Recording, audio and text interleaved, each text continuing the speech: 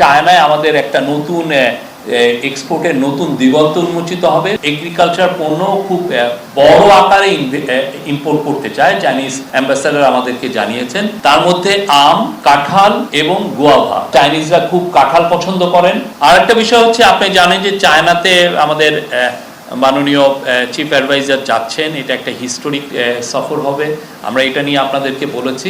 একটা বিষয় হচ্ছে যে চায়না আমাদের এখান থেকে 3টা এগ্রিকালচার পণ্য খুব বড় আকারে ইম্পোর্ট করতে চায়, চাইনিজ অ্যাম্বাসেডর আমাদেরকে জানিয়েছেন।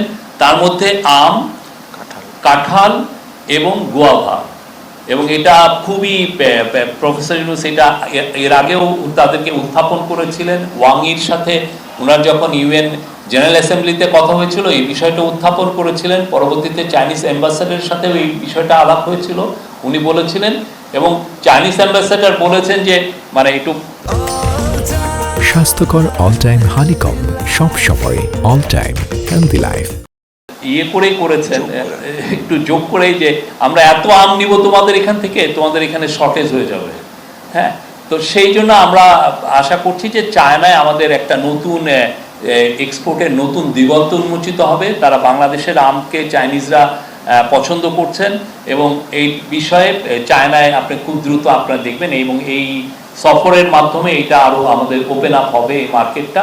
এবং তারা চাইনিজরা খুব কাঁঠাল পছন্দ করেন, কাঁঠালটাও খুব বৃহৎ আকারে আমরা এক্সপোর্ট করতে পারবো। আর আমের ক্ষেত্রে যেটা হচ্ছে যে এটার স্যানিটারি, ফাইটোস্যানিটারি অনেকগুলো যেগুলো স্ট্যান্ডার্ড মেনটেন করার জন্য FAO আমাদেরকে $4 বিলিয়ন দিচ্ছে।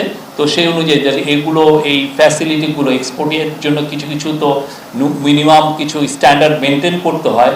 সেই মেনটেন করার জন্য FAO আমাদেরকে কারিগরি সহায়তা এবং অন্যান্য সহায়তা দিচ্ছে।